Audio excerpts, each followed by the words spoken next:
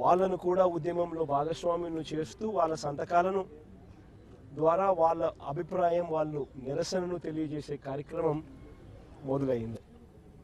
October 10 నుంచి December 10 దాకా ప్రతి గ్రామంలోనూ, ప్రతి పట్టణంలోనూ, ప్రతి వార్డులోనూ ఈ రచ్చబండ కార్యక్రమం ద్వారా సంతకాల సేకరణ జరిగింది.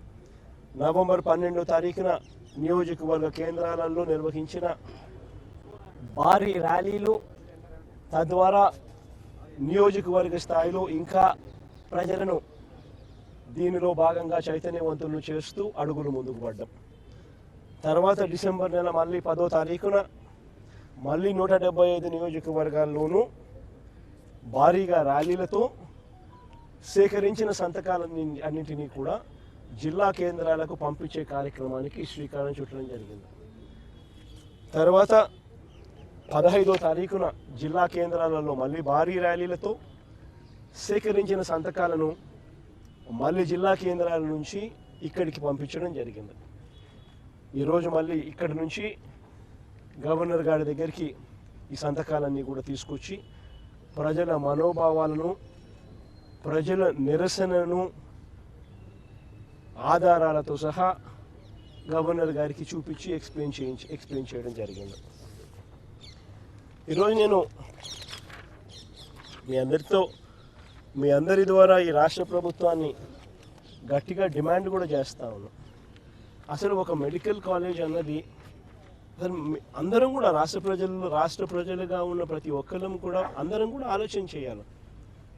మనం తీసుకునే నిర్ణయాలు భవిష్యత్ తరాలను మనం తీసుకునే నిర్ణయాల వల్ల భవిష్యత్ తరాలకు దాని మీద ఇంపాక్ట్ పడుతుంది.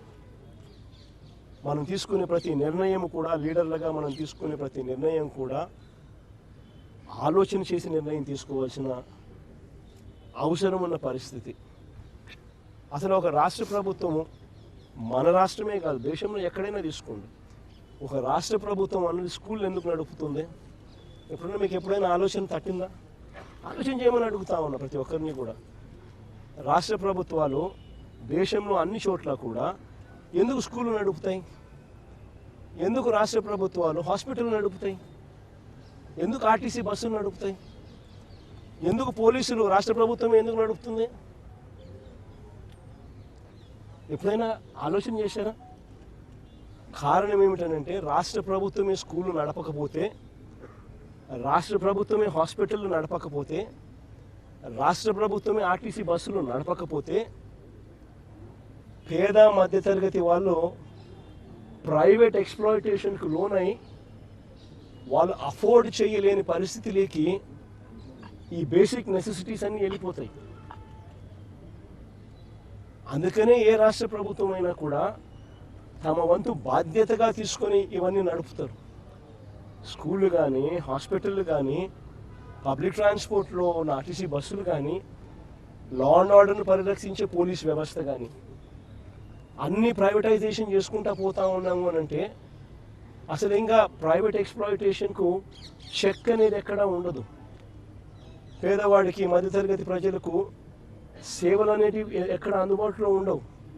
అందరూ కూడా ప్రైవేట్ ఎక్స్‌ప్లాయిటేషన్కు లోనై సేవలు పొందాలి అని అంటే ఆస్తులు అమ్ముకోవాల్సిన పరిస్థితి లేకపోతాయి. ఈరోజు మిమ్మల్ని అందరినీ కూడా ఒకటే అడుగుతాను, ఒక కార్పొరేట్ హాస్పిటల్కి ఎప్పుడైనా కూడా మీరు ఒకసారి వెళ్ళి రేట్లు ఎంత ఉన్నాయని ఒకసారి చూసారా? ఒక ఇన్పేషెంట్ కింద నువ్వు చేరాలి అని అంటే జనరల్ వార్డులో చేరాలన్నా 5,000 రూపాయలు మినిమం, ఎంత చెత్త హాస్పిటల్ అయినా కానీ 5,000 రూపాయలు మినిమం ఛార్జ్ చేస్తుంది. అదే నీకు సపరేట్ రూమ్ అనుకో, అదే నీకు కొంచెము ఒక ఫ్యాన్ గీనో ఉన్న సపరేట్ రూమ్ ఏదైనా ఒక ఫెసిలిటీ కొంచెం కొద్దిగా గొప్ప ఒక ఫెసిలిటీ ఉన్న రూమ్ ఏదైనా రూమ్ కావాలంటే అది 10,000 రూపాయలు మినిమం ఆ రూమ్. అదే ఐసీయూ లేకపోయినామంటావు, ఐసీయూలో ఛార్జీలు ఎంత తెలుసా? 30,000 నుంచి 50,000 రూపాయలు రోజుకు. ఇది మినిమం. గవర్నమెంట్ మనం 17 మెడికల్ కాలేజీలు రాష్ట్ర ప్రభుత్వం అంటే వైఎస్ఆర్ కాంగ్రెస్ పార్టీ అప్పట్లో ఒక విజన్తో తీసుకురావడం జరిగింది. ప్రతి పార్లమెంటును ఒక జిల్లా చేసాం. ఆ జిల్లా చేయడంతో ప్రతి పార్లమెంటును ఒక జిల్లా చేయడంతో ఆ జిల్లా కేంద్రంలో ఈ మెడికల్ కాలేజ్ తీసుకురావడంతో అక్కడ మెడికల్ కాలేజ్తో పాటు టీచింగ్ హాస్పిటల్ కూడా అందుబాటులోకి వస్తుంది. టీచింగ్ హాస్పిటల్ అంటే అది ఒక multi speciality hospital. Multi speciality services, super speciality services ఇవన్నీ కూడా ఆ టీచింగ్ ఫెసిలిటీస్ వల్ల, మెడికల్ కాలేజీలో ఉన్న టీచింగ్ ఫెసిలిటీస్ వల్ల ఈ టీచింగ్ హాస్పిటల్లో ఇవన్నీ కూడా అందుబాటులోకి వస్తాయి. ఎప్పుడైతే ఆ హాస్పిటల్లో, ఎప్పుడైతే ఆ మెడికల్ కాలేజీలో, ఆ మెడికల్ కాలేజ్ ద్వారా ఉండే ఈ టీచింగ్ హాస్పిటల్లో అసిస్టెంట్ ప్రొఫెసర్లు, PG post graduate students, medicos, nursing students వీళ్ళంతా కూడా అక్కడ అందుబాటులోకి వస్తారు. పేదవాడికి ఎవరికైనా కూడా, పేద మధ్యతరగతి వారికి ఎవరికైనా కూడా ఉచితంగా ఈ సూపర్ స్పెషాలిటీ సేవలు, ఈ మల్టీ స్పెషాలిటీ సేవలు ఈ వైద్య హాస్పిటల్స్ ద్వారా, ఈ టీచింగ్ హాస్పిటల్స్ ద్వారా ఇవన్నీ అందుబాటులోకి ఫ్రీగా వస్తాయి పేదవాడికి. ఒకవైపున ఇది రావడమే కాకుండా దీనివల్ల జరిగే బిగ్గెస్ట్ అడ్వాంటేజ్ ఏంది అని అంటే, బిగ్గెస్ట్ మేలు ఏందనంటే, ఈ హాస్పిటల్లో ఎప్పుడైతే ఇలాంటి సేవలన్నీ ఉచితంగా పేదవాడికి, మధ్యతరగతి వారికి అందుబాటులోకి ఎప్పుడైతే వస్తాయో, చుట్టుపక్కల ఉన్న ప్రైవేట్ హాస్పిటల్లో, 30 కిలోమీటర్ల అవతల ఉన్న ప్రైవేట్ హాస్పిటల్లో, చుట్టుపక్కల ఉన్న మిగిలిన ప్రైవేట్ హాస్పిటల్స్ ఇష్టం వచ్చినట్టు రేట్లు ఛార్జ్ చేయలేవు. ఇష్టం వచ్చినట్టు రేట్లు ఛార్జ్ చేస్తే ఎవరు పోరు.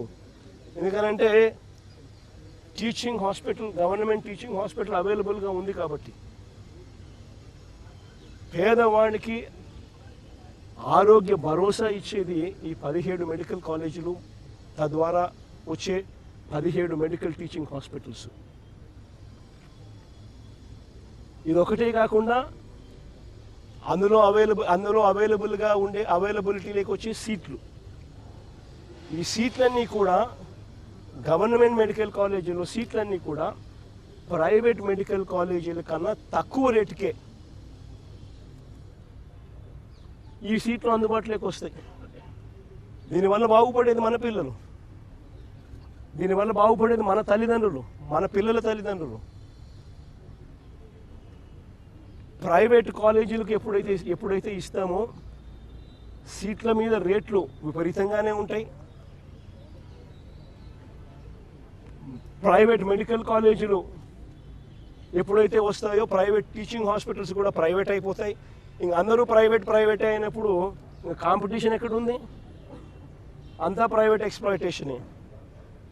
మేము ఇంత ఛార్జ్ చేస్తాము, 4 లక్షలు, నువ్వు 5 లక్షలు ఛార్జ్ చేసి సరిపోతుంది, అందరం కలిసి పంచుకుందామనే లెవెల్లోకి అందరూ తయారవుతారు. ఇది జరగబోయేది. దీన్ని చెక్కు పెట్టడం కోసం వైఎస్ఆర్ కాంగ్రెస్ పార్టీ ఉద్యమ బాట చేపట్టింది. చంద్రబాబు నాయుడు స్కాముల విషయంలో 4 అడుగులు ఎక్కువ వేసేస్తూ ఉన్నాడు. స్కాములు చేయని ఏరియాస్లో కూడా స్కాములు చేస్తూ ఉన్నాడు, చేయకూడని ఏరియాస్లో కూడా. ప్రైవేట్ మెడికల్ కాలేజీని, గవర్నమెంట్ మెడికల్ కాలేజీని ప్రైవేట్కి ఇస్తాడు. ప్రైవేట్కి ఇవ్వడమే ఒక స్కామ్ అయితే, భూమి గవర్నమెంట్ది, మెడికల్ కాలేజ్ కన్స్ట్రక్షన్ గవర్నమెంట్ది, దాంట్లో పనిచేసే వాళ్ళు గవర్నమెంట్ వాళ్ళు, జీతాలు ఇచ్చేది గవర్నమెంటే, కానీ కాలేజీలు మాత్రం ప్రైవేట్ వాళ్ళంట. ఒక్కొక్క గవర్నమెంట్ మెడికల్ కాలేజీలో జీతాలు ఎంతో తెలుసా? ఒక 550 బెడ్, 600 బెడ్ హాస్పిటల్ నడపాలి అని అంటే మెడికల్ కాలేజీలో జీతాలు అయ్యేది, మీరు ఏఐలోకి వెళ్ళి గూగుల్ సెర్చ్ నొక్కండి. ఆ జెమినైని అడిగినా, ఏఐలో పర్ప్లెక్సిటీని అడిగినా, చాట్ జీపీటీని అడిగినా కానీ చెప్తుంది. మా వాళ్ళని చెక్ చేయమని చెప్పిన, చెక్ చేయమంటే 5 నుంచి 6 కోట్ల రూపాయలు మినిమం అవుతుంది నెలకు అని. అంటే 60 కోట్ల రూపాయలు సంవత్సరానికి ఒక్కొక్క మెడికల్ కాలేజ్ మీద జీతాల మీద అయ్యే ఖర్చు. అంటే 2 ఏళ్ళకి కలిపితే 120 కోట్లు. అంటే 120 కోట్ల రూపాయలు చంద్రబాబు నాయుడు వాళ్ళకి ఇస్తున్నాడు. ప్రైవేట్ వాళ్ళకు కాలేజీలు, government land, government construction, government హాస్పిటళ్ళు, గవర్నమెంట్ స్టాఫ్తో వాళ్ళకి ఇవ్వడమే కాకుండా ఒక్కొక్కరికి మేలు చేస్తూ గవర్నమెంటే జీతాలు కూడా వాళ్ళకి ఇస్తూ 2 ఏళ్ల పాటు గవర్నమెంటే జీతాలు ఇస్తుందంట. అంటే సంవత్సరానికి 60 కోట్లు ఎదురిస్తున్నారు. 10 మెడికల్ కాలేజీలు ఇంటూ 120 కోట్లు అంటే 1200 కోట్లు మినిమం ఎదురిస్తున్నారు. అసలు ఇలాంటి స్కాములు దేశ చరిత్రలో ఎక్కడా ఉండవు. ల్యాండ్ ఇప్పుడు మెడికల్ కాలేజీల దగ్గర ల్యాండ్ ఒక్కొక్క మెడికల్ కాలేజీలు మా హయాంలో 17 మెడికల్ కాలేజీలకు శ్రీకారం చుట్టి 8,000 కోట్ల రూపాయల బడ్జెట్తో ప్రతి చోట 50 ఎకరాలు పైచిలుకు ల్యాండ్ ఉండేట్టుగా భూములన్నీ కూడా కొనుగోలు చేసి సేకరించి అక్కడ మెడికల్ కాలేజీలు కట్టాం. పర్మిషన్లు అన్నీ తీసుకొచ్చాం. నాబార్డుతో టైఅప్తో పాటు ఇతర బ్యాంకులతో టైఅప్ చేయించినాం. కేంద్ర ప్రభుత్వ నిధులను కూడా టైఅప్ చేశాం. 8,000 కోట్లకు గాను 3,000 కోట్ల రూపాయలు ఖర్చు చేసి 7 కాలేజీలు పూర్తి చేసినాం. 17 మెడికల్ కాలేజీల్లో 3,000 కోట్ల రూపాయలు ఖర్చు చేసి మా ప్రభుత్వ హయాంలో 7 మెడికల్ కాలేజీలు పూర్తి కూడా చేశాం. ఆ పూర్తి చేసిన మెడికల్ కాలేజీ ఇప్పుడు రన్నింగ్లో ఉన్నాయి. దాని ద్వారా 800 మెడికల్ సీట్లు కూడా ఇప్పుడు మన పిల్లలకు అందుబాటులోకి వచ్చినాయి గవర్నమెంట్ రంగంలో కొత్తవి. మిగిలిన 10 కాలేజీలు పూర్తి చేయడానికి వివిధ దశల్లో ఉన్నాయి. అవి పూర్తి చేయడానికి సంవత్సరానికి 1,000 కోట్లు కావాలా.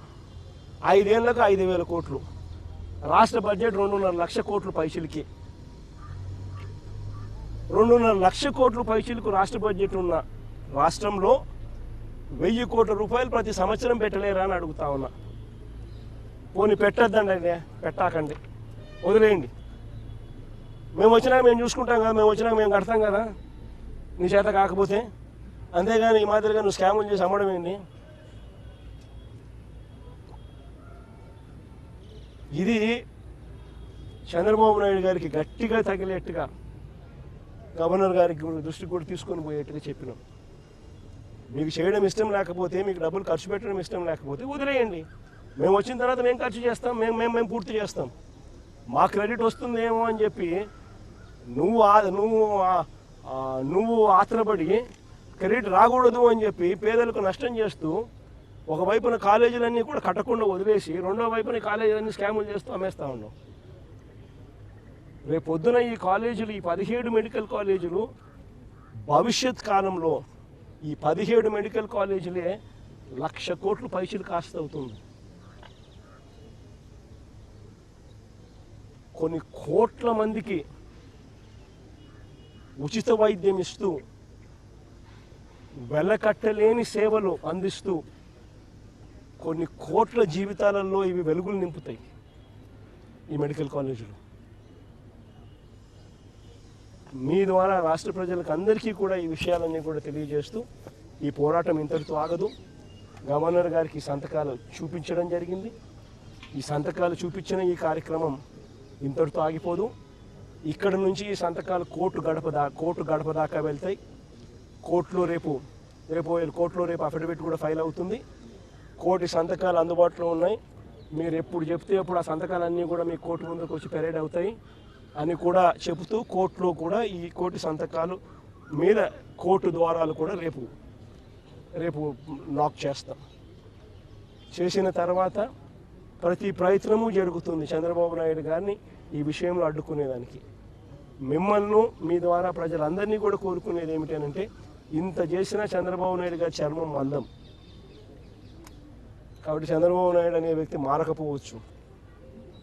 కాబట్టి మీరంతా కూడా ఇంకా కలిసి రావాలి. ఈ జరుగుతూ ఉన్న ఈ అన్యాయాలను మనం అంతా కలిసికట్టుగా అడ్డుకోవాలి. ఎందుకంటే ఈరోజు ఇది అడ్డుకోకపోతే రేపొద్దున మీ పిల్లల జీవితాలకు, రేపొద్దున మీ పిల్లల ఆరోగ్యానికి ఏదైనా సంబంధించి ఏదైనా వైద్యం చేయించాల్సి వస్తే ఉచితంగా చేసే పరిస్థితి పోయి 4 లక్షలు, 5 లక్షలు, 10 లక్షలు ఒక్కొక్కడు కట్టుకోవాల్సిన పరిస్థితి లేకపోతారు. కాబట్టి ఖచ్చితంగా అందరం కలిసి గట్టిగా దీన్ని తీసుకొని అడ్డుకునే కార్యక్రమం ఖచ్చితంగా చేయాలి.